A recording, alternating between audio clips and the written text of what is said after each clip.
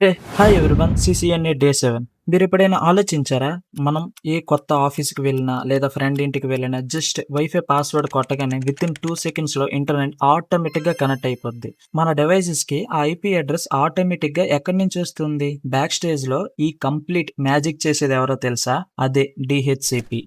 ఒకవేళ ఈ డీహెచ్‌సిపి లేకపోతే నువ్వు, నేను లేదా మీ కంపెనీ నెట్వర్క్ ఇంజినీర్ ప్రతి కంప్యూటర్ దగ్గరికి వెళ్లి మాన్యువల్‌గా ఐపీ అడ్రెస్ గాని, సబ్‌నెట్ గాని, గేట్‌వే గాని మాన్యువల్‌గా టైప్ చేయాలి.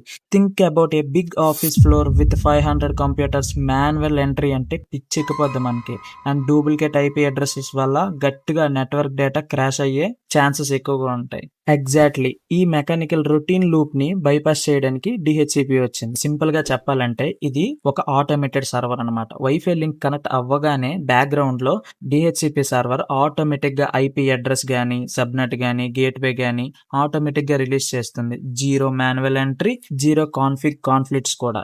బట్ బ్యాక్‌గ్రౌండ్‌లో మన మొబైల్ ఫోన్ సర్వర్‌ని ఐపీ అడ్రెస్ ఎలా అడుగుతుంది? What is Dora packet? ఇలా ప్రతీదీ ఇన్ డీటెయిల్‌గా తెలుసుకుందాం. Real world insights and packet deep drive miss అవ్వకుండా ఉండాలంటే ఇప్పుడే ది టెక్ జోగిని ఫాలో చేయండి. Catch you in next class.